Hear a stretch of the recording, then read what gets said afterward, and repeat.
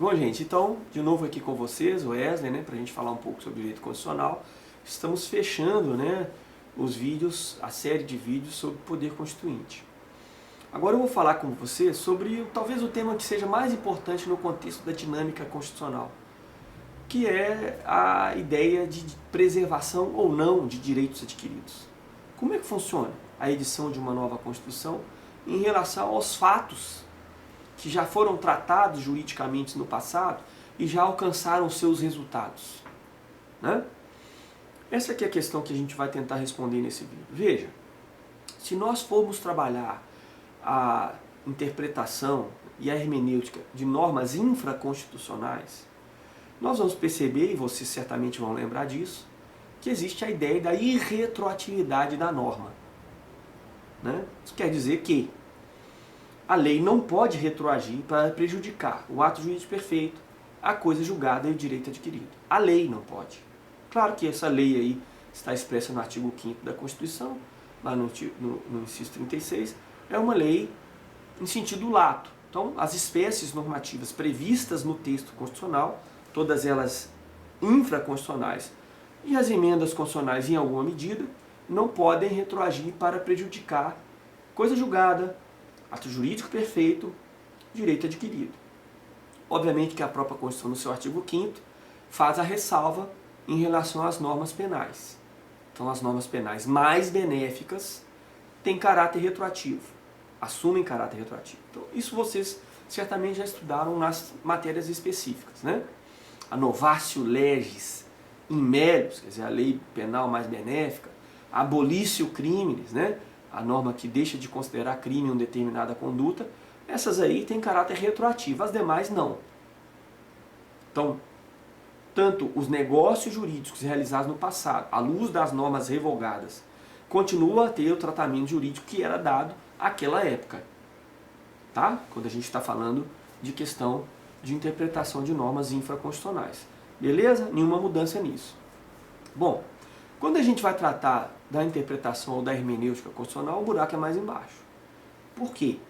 Porque a Constituição está no topo do ordenamento jurídico, ela está no ápice do ordenamento jurídico. Ela é fruto de um poder mais significativo do que o poder legislativo, o poder que nós chamamos de poder constituinte, não é verdade?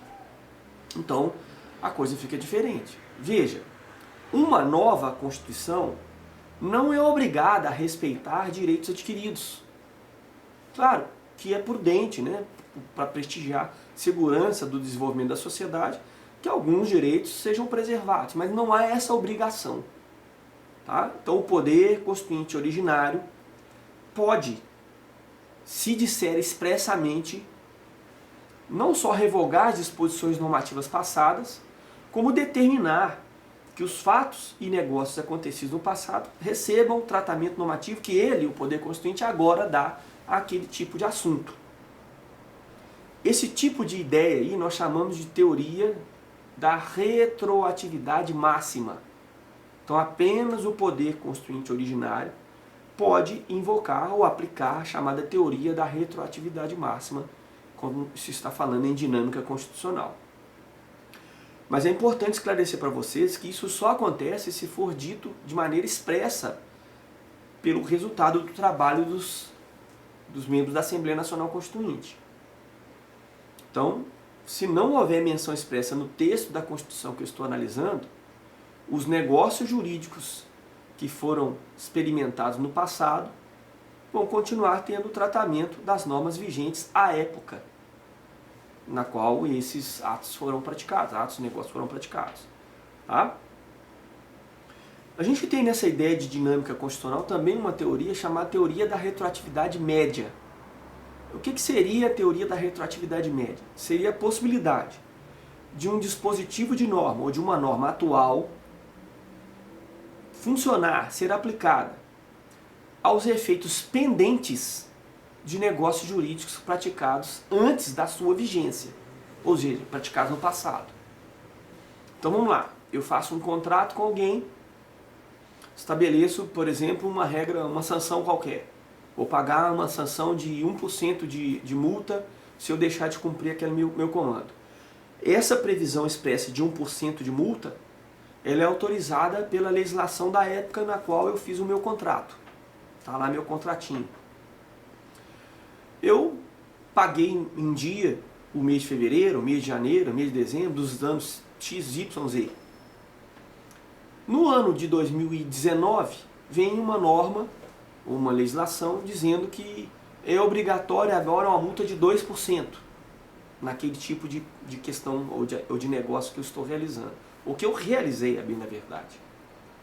Se nós adotarmos a teoria da retroatividade média, todas as prestações que eu paguei com atraso no passado, obviamente, terão multa, que inclusive já foi paga, de 1%. Mas aquelas prestações que venceram no passado, mas que eu ainda não paguei, poderiam ter a incidência da multa de 2%. Então, os efeitos pendentes do negócio jurídico passado poderiam ser alcançados por essa nova legislação. Isso é, na verdade, a chamada teoria da retroatividade média. Também a teoria da retroatividade média só se aplica em tema de poder constituinte originário e mesmo assim se houver menção expressa. Tá? Então as duas teorias, retroatividade máxima e média, podem ser determinadas no poder constituinte originário, mas isso só se for expressamente. Bom, terceira discussão a respeito desse tipo de situação aí, né? Que nós chamamos de teoria da retroatividade mínima. Importante isso, tá? Tem que ser gravado, estudado, escrito aí, né? E se vocês precisarem de algum texto de apoio, coloquem nos comentários aqui que eu depois disponibilizo um texto. Vou ver se eu consigo até fazer algum anexo na hora que eu estiver publicando esse vídeo, para que vocês possam já consultar, né, os textos de referência. Mas, importante, teoria da retroatividade mínima. O que é isso? Os negócios jurídicos realizados no passado podem ter os seus efeitos futuros atingidos pela mudança de uma legislação ou pela nova legislação. Então, enquanto na teoria da retroatividade máxima, todos os efeitos passados, pendentes e futuros podem ser alcançados pela nova legislação, enquanto na teoria da retroatividade média, os efeitos pendentes e futuros podem ser alcançados pela nova legislação, na teoria da retroatividade mínima, somente os efeitos futuros podem ser alcançados por essa nova legislação. Essa teoria que é a regra quando a gente está tratando de poder constituinte. Então, uma nova Constituição, com o novo tratamento jurídico dado a determinado tema por uma nova Constituição, alcança os efeitos futuros dos negócios jurídicos realizados no passado. Beleza? Então, se eu pergunto para você, em tema de dinâmica constitucional, em relação a negócios e fatos ocorridos no passado, qual teoria aplicável? Você vai colocar, vai responder a teoria da retroatividade mínima. Se eu fechei o meu negócio no passado, vou citar o exemplo, esse tipo de situação aqui não vai ser tratado numa Constituição, mas até poderia ser, mas nós não temos especificamente esse tratamento na Constituição de 88. Suponha lá que uma nova Constituição estabeleça um limite para as multas nos contratos escolares. Né? Dificilmente isso aconteceria, mas vamos supor. No momento em que foi realizado o contrato, a multa máxima era de 10% e ela estava prevista no contrato que você assinou. No momento em que foi promulgada a nova Constituição, a multa máxima passou a ser de 5% e não mais de 10%. Se você já pagou uma multa de 10% no passado, que você atrasou, o que está pago, você não vai ter direito a receber de volta. Mas, mesmo havendo previsão no seu contrato, em relação a eventuais atrasos acontecidos após a promulgação da nova Constituição, em vez das regras do contrato, que eram válidas à luz da Constituição revogada, aplica-se a regra da Constituição atual, que é essa aí, no exemplo que eu dei, de 5. Então, para os eventuais atrasos que você sofreu nos meses posteriores à nova promulgação, aí você vai poder invocar a mudança da multa, né? A redução, no nosso caso aqui, do exemplo da multa. Tá? Espero que com esse exemplo você consiga entender qual é a lógica, né, da teoria da retroatividade mínima e que grave aí, né, que consiga internalizar a ideia de que essa é a teoria de direito intertemporal, vamos dizer, que nós aplicamos quando estamos falando da publicação ou promulgação, né, que é o termo correto, né, de uma nova Constituição. Tá? Eu diria que é possível também aplicar a mesma teoria, não só ao poder constituinte, ou fruto do poder constituinte originário, como também ao fruto do poder constituinte derivado reformador. As emendas constitucionais têm essa característica também, na medida em que não se tem direito adquirido a regime jurídico. Então, se uma emenda constitucional altera o texto da Constituição vigente e essa emenda constitucional estabelece um novo regime jurídico, por exemplo, sei lá, remuneratório dos servidores públicos, previdência, né? Os eventos futuros, né? Aqueles eventos que estavam só no âmbito da expectativa de direito, serão, obviamente, tratados segundo as determinações da emenda constitucional. Então, preciso dizer que, em alguma medida, é possível aplicar também a teoria da retroatividade mínima para o poder constituinte derivado reformador. Tá? Veja que, em relação ao poder constituinte derivado reformador, temos que observar que tipo de determinação foi objeto da mudança. Né? Porque, se não se tratar de regime jurídico, porque não há direito adquirido a regime jurídico, nós vamos seguir para as emendas constitucionais a regra geral, que é aquela que está prevista no artigo 5º, lá que eu já mencionei, que é a da irretroatividade. Né? De novo, veja, nem todos os negócios jurídicos são negócios de trato sucessivo. Né? Eu falei aqui da aposentadoria, mas deixa eu esclarecer isso. Né?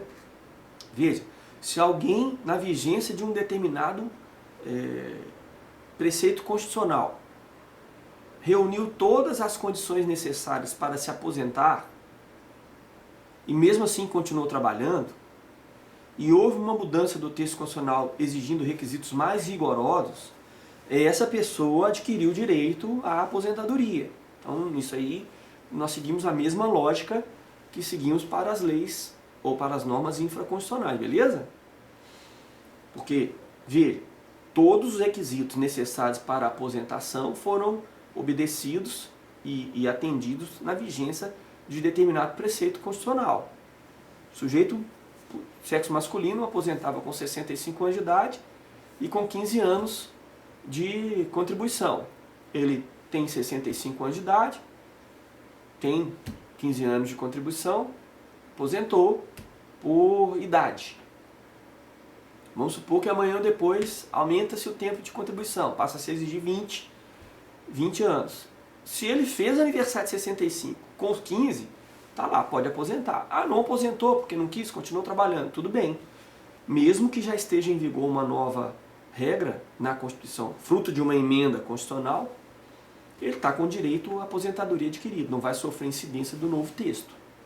Agora, aquele que estava lá com 64 anos, ou que tinha 14 anos de contribuição, quando ocorre a mudança do texto da Constituição de referência, lembra que eu estou falando de poder reformador, né? Agora, esse aí vai ter que cumprir os novos requisitos ou se sujeitar a eventuais normas de transição, tá? Regras de transição. Tá bom? Eu acho que assim a gente tentou, né, esmiuçar com vocês aí as questões relacionadas às teorias inerentes ao direito intertemporal, fizemos um paralelo aí com o direito constitucional. O vídeo também vai crescendo de tamanho, né? Espero que vocês consigam assistir, tenham conseguido assistir até aqui, né? E que tenham aproveitado as informações, tá? Bons estudos e muita saúde para vocês.